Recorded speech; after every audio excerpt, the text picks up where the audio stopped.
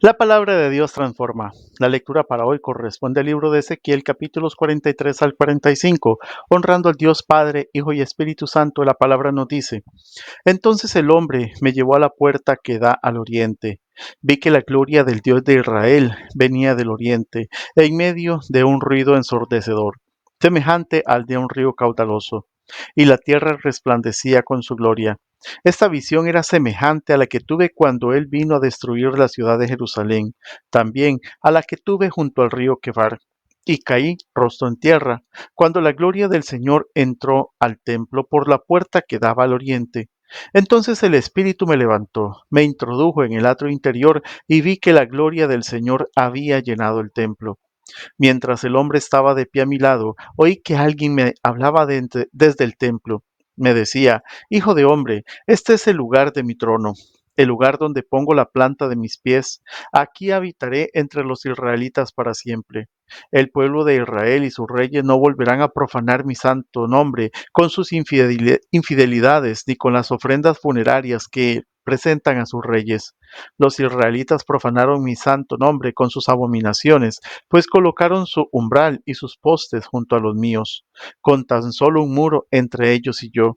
Por eso, en mi ira los exterminaré. Que alejen ahora de mí sus infidelidades y sus ofrendas funerarias a sus reyes, y yo habitaré en medio de ellos para siempre. Hijo de hombre, describe al pueblo de Israel el templo con sus planos y medidas para que se avergüencen de sus iniquidades. Y si se avergüenzan de todo lo que han hecho, hazles conocer el diseño del templo y su estructura, con sus salidas y entradas, es decir, todo su diseño, al igual que sus estatutos y sus leyes. Pon todo esto por escrito ante sus ojos, para que sean fieles al diseño y cumplan todos sus estatutos. Esta es la ley del templo. Todo el terreno que lo rodea sobre la cumbre del monte será un lugar santísimo. Tal es la ley del templo. Estas son las medidas del altar en codos, a razón de un codo y un palmo. Alrededor del altar había una fosa de un codo de hondo por un codo de ancho, con un reborde de un palmo alrededor de toda la orilla. La altura del altar era la siguiente: desde la fosa en el suelo hasta el zócalo interior tenía dos codos de alto y un codo de ancho, y desde el zócalo inferior hasta el zócalo superior medía 4 codos de alto y un codo de ancho.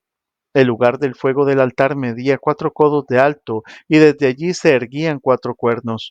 El lugar del fuego del altar era de un cuadrado perfecto de 12 codos de largo por 12 codos de ancho. El zócalo superior también era un cuadrado de 14 codos de largo por 14 de ancho, y alrededor de todo el altar había un reborde de medio codo. La fosa alrededor del altar tenía un codo de ancho. Las gradas del altar daban al oriente. Luego él me dijo: Hijo de hombre, así dice el Señor y Dios. El día que se construye el altar para ofrecer los holocaustos y para derramar la sangre, se deberán seguir estos estatutos. A los sacerdotes levitas descendientes de Sadoc que se acercan para ministrar delante de mí, les darás un novillo para que lo ofrezcan como sacrificio por el pecado, afirma el Señor y Dios. Luego tomarás un poco de la sangre. Con ella rociarás los 4 cuernos, las 4 esquinas del zócalo superior y todo el reborde que lo rodea. Así lo limpiarás y lo purificarás. Después tomarás el novillo del sacrificio por el pecado, y éste será quemado en el lugar señalado en el templo, fuera del santuario. Al segundo día ofrecerás como sacrificio por el pecado un macho cabrío sin defecto, y el altar quedará purificado de la misma manera que se purificó con el novillo. Cuando hayas terminado de purificarlo, ofrecerás un novillo y un carnero sin defecto en presencia del Señor. Los sacerdotes los rociarán con sal y los ofrecerán como holocausto al Señor.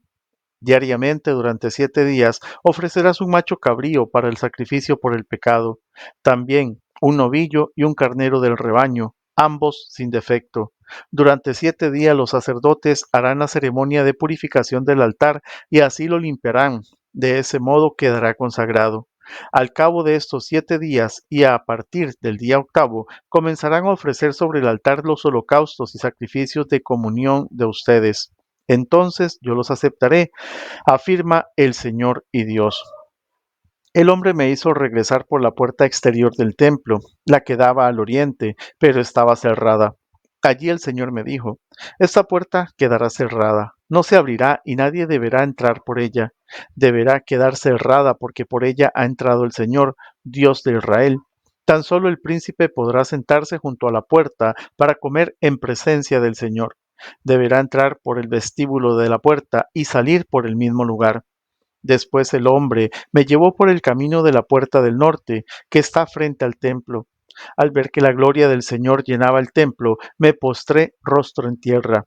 Entonces el Señor me dijo, Hijo de hombre, presta mucha atención. Abre bien los ojos y escucha atentamente todo lo que voy a decirte sobre los estatutos y las leyes concernientes al templo. Fíjate bien en quién puede entrar al santuario y quiénes no.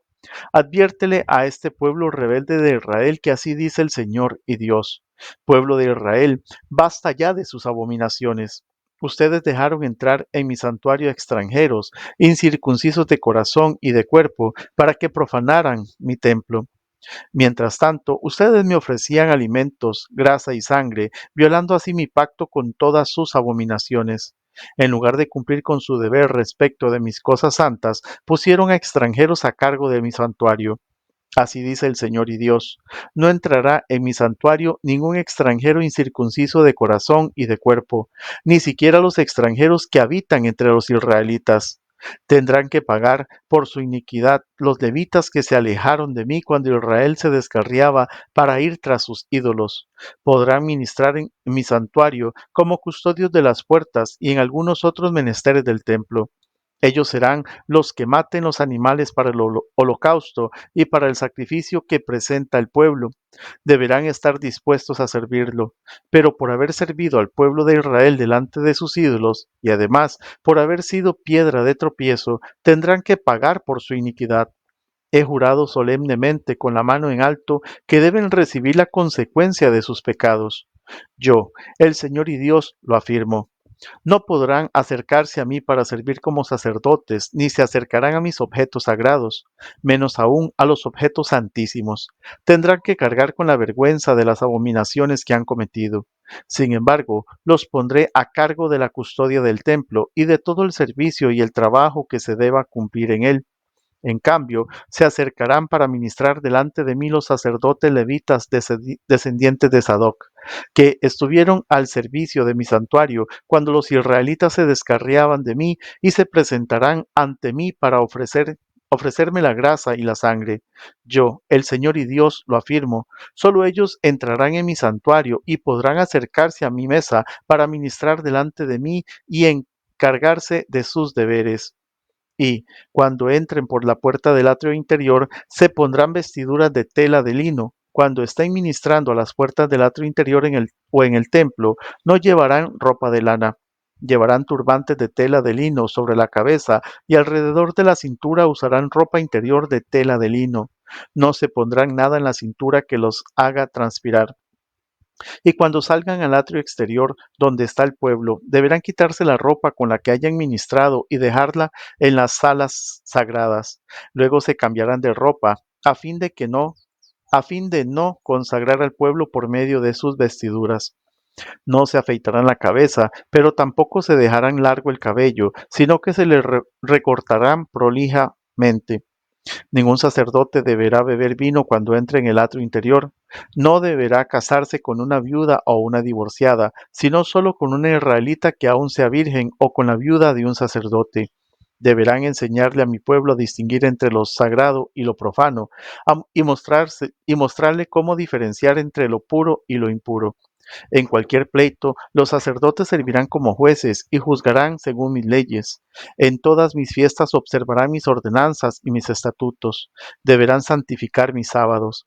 El sacerdote no deberá acercarse a un cadáver para no contaminarse, pero si el cadáver es de su propio padre o madre, hijo o hija, hermano o hermana soltera, entonces sí podrá contaminarse. Si queda contaminado, deberá purificarse y luego esperar 7 días. El día en que vuelva a entrar en el atrio interior del santuario para ministrar, deberá ofrecer su sacrificio por el pecado, afirma el Señor y Dios. Los sacerdotes no tendrán ninguna heredad, porque su heredad soy yo. Ustedes no le darán ninguna propiedad en Israel. Su propiedad soy yo. Ellos se alimentarán de la ofrenda de cereal, la ofrenda por el pecado y la ofrenda por la culpa. Además, todo lo que los israelitas consagren al Señor será para ellos. También recibirán lo mejor de todas las primicias y de todas las ofrendas que ustedes presenten.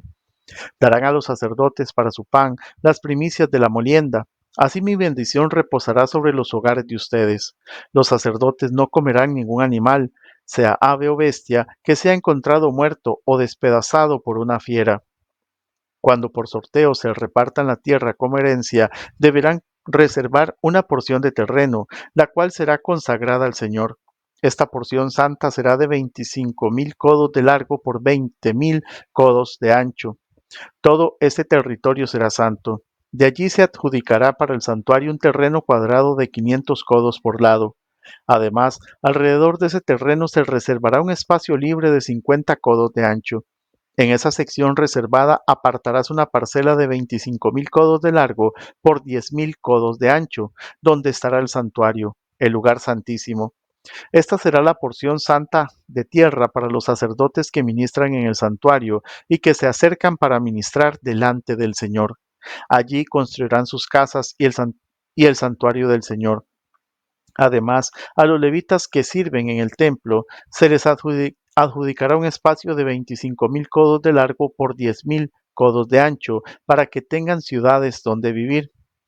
Y como territorio para la ciudad se asignará, junto a la sección reservada para el santuario, un espacio de 5,000 codos de ancho por 25,000 codos de largo.